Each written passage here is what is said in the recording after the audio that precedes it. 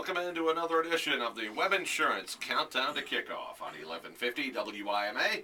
Todd Walker, Mike Miller, and Jason Aldrich with you on week number 4 of the high school football season. And it's time to get into our round-the-table segment where we take a look at the matchups this week, make some picks, and eat some crow, usually. And as we review last week... Do we have to? Yours truly, 2 straight weeks of 5-0, puts me in my rightful position, returning me to the top of the standings at 12-3. Miller last week, a rather pedestrian 2-3. Whoa! But you could take the margin of difference of those 3 losses, and it probably totals less than 10 points. You still suck, 11-4. Aldrich, 3rd straight, 3-2, stands at 9-6 overall. So Walker 12, Miller 11, Aldrich 9. Not close. Yeah, is that the same coin you've been using every week? I don't think so. As long as it's got a head and a tail, as long as I was it going works. to say, if you're using the same coin, you need a new coin because it's letting you down. First, some reflections from last week, guys. There were 3 games that were really attractive. Our broadcast game was Shawnee OG. Mike had Bath Wapak on 107.5. The other was Columbus Grove Ada, and they were all great games that went down to the wire. Our broadcast game, OG Shawnee. Shawnee really had some opportunities to hit big plays in the passing game, couldn't quite make connections, end up losing by 3. As far as Wapak Bath scores late, decides to go for 2. They don't get it, they lose. Columbus Grove Ada, a real shootout. Each team scores 5 touchdowns, but Grove does better on PATs. They win by 1 point. Just a wild week, Mike. Let's start with your game, Bath Wapak. When Bath scored, were you surprised they went for 2? And with all the hindsight and everything we know now, good decision or not? Well, it's easy to say it was a bad decision, but I was not. When Bath coach Chris Miller decided to go for 2, there was a lot of logic to it because Aaron Smith was unstoppable at that point. He finished with 284 rushing, 2 yards more than the week before, and Wapak didn't have the answer. I think the conversion play, it took too long to develop, and basically was just a run off tackle. And Wapakoneta had 8 guys standing there. There was really nothing he could do. I would maybe have questioned the play call simply in its execution rather than the decision to run. So I'm not second-guessing Coach Chris Miller in that respect. I would have maybe run a option with the quarterback or something and still get it in Smith's hands, just giving him a little bit of space. So hard to be critical of the way Aaron Smith had been running and the Bath line had been blocking. Yeah, I talked with Chris Miller today, obviously, to get ready for the game, and there was a couple of switches or different things they could have done, should have done on that play that didn't quite get done in reaction to what Wapak did defensively. So you give the Redskins credit. I think it was the right call all the way. When you look at the totality of what was happening, Bath is not as deep as Wapakoneta. They were the fatigue factor definitely favored Wapak. Yep. B, Bath, their kicking game is not great. They don't have a lot of confidence in their PAT game. And C, like you said, Aaron Smith, he was the hot hand. I mean, it couldn't get any hotter.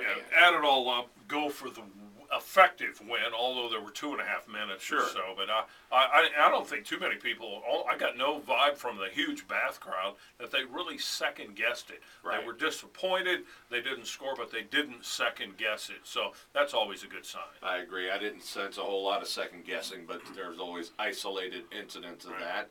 And then Columbus Grove Ada, a huge win for Grove as they, the last few years, have been subjugated to second-class citizenry behind LCC and Ada. Now, they vault themselves past Ada by beating the Bulldogs, setting up their showdown at Lima Stadium tomorrow night with the T-Birds. So with all of that happening... I'm going to do a college comparative with that game. Right. Columbus Grove Ada was sort of like Michigan Notre Dame. Yeah. There was one big play after another where the lead kept changing hands. That's the quality of Columbus Grove Ada. Could have went either way. I selected Columbus Grove, and thankfully I would have had almost no correct picks last week. So. You would have fared even worse than 2-3. So last week, some great games. And in other results, St. John's held off Anna St. John's went over Minster last week, 7-0. That was an important game, and Bluffton beat Delphus Jefferson to go to 3-0. So with that backdrop, we move to this week's games and our picks and analysis. Let's start with tomorrow night, Columbus Grove, LCC. Jerry Cooper and Scott Paldy as the T-Birds entertain the Bulldogs. LCC #1 in the state in the first Division 5 poll. Columbus Grove is ranked 8th. Aldi's, your thoughts on this particular setup? This is one on paper, guys, where I'm really glancing at that coin because you look at the way both teams have played so far this year, but I'm not going to need it for this one. How do you go against the #1 team in the state here early on? I'm going to go with LCC in this one. Michael? I'm inclined to agree with that. How do you go against them? I think one of the positives for Columbus Grove, though, they're not one-dimensional with their rushing attack. They actually come at you in waves. They've got 3 or 4 guys that can capably carry the football. And I also have to believe that Grove, having been in a tough game with Ada, they know what they're facing Saturday night at Lima Stadium, which is virtually a neutral field because it's a larger venue, and there'll be plenty of room for all the Columbus Grove fans. I'm going to take Columbus Grove in a mild upset, but clearly the safe pick is Lima Central Catholic. But I'm going with Grove. I just think the T-Birds are better. And I think Grove's pretty good. Yeah. I think that they've got a chance to knock off the T-Birds, but when you have to make a pick, I think the T-Birds are better top to bottom. They've got a veteran quarterback that I think will make plays when they have to if it gets to that kind of thing. And I don't think the T-Birds are going to be victimized by as many big plays as Ada was last week. I think they're a little too savvy and sound for that, and I think that'll hurt Columbus Grove. I'm going to take LCC, but I think it's good to see Grove back at that level, and they've got the moxie to pull off an upset, but I'm going to take the T-Birds. Also, tonight, back on tonight's games, St. John's at Anna. The Jays, after 2 tough losses to very good teams to open the season, won a 7-0 slugfest last week with Minster. This week they go on the road to Anna, and this Anna team is a big, physical, deep team. They got blanked by Coldwater last week. You got to believe this is going to be a low-scoring defensive affair, and it's hard to pick against the home team all the time, but I'm going with the Jays. I still think that people are sleeping on the Jays a little bit. Obviously, they're not a high-powered offense, but you look at the teams they've played, the way their defense has performed, and I can't believe that St. John's defense isn't at least on par with what Coldwater can bring out there, and Anna couldn't do anything against Coldwater. I'm going to pick the Jays in a low-scoring game, maybe not 7-0, but something along those lines tonight in Anna. Yeah, I was a bit surprised, guys, by that score of Delphos St. John's only getting 7 points last week in their victory. Let's go to the coin. Uh-oh. Heads, Anna, the home team. Tails, Delphos St. John's on the road. It is heads. It is Anna. I am going to agree with the coin here and go with Anna. All right. Michael, what do you got? I'm taking the Anna Rockets. I like their colors, the green and the white, and Anna's right there. I mean, that is a coin toss game because they've both showed a lot of defensive prowess. I think the home team really is the only separator here, and I'll pick Anna. That is a very intriguing matchup, no question about it. Now let's go to the WBL. Mike, you'll have the call of this one on 107.5 WZRX. Wapakoneta home at 3-0 against Salina 0-3. But the Bulldogs have put up some points. All of their games have been high scoring. Wapakoneta coming off really back-to-back meat grinder, tough games with contenders.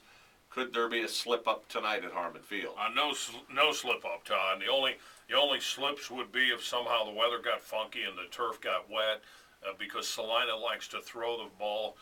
Brandon Bilger's one of those high-flying WBL quarterbacks. Salina is going to have to be successful with their passing game and hit some big plays, and that's tough against Wapakoneta because they've got a really good veteran secondary. Plus, Wapakoneta, with their offensive line and their rushing attack, they just wear people down. They really were taking control of the Bath game, but sort of shot themselves in the foot, gave Bath the opportunity to run the football. I'm going to take Wapakoneta in a game maybe a little closer than we expect, but I like the Redskins to move to 4-0. Jason, what do you got?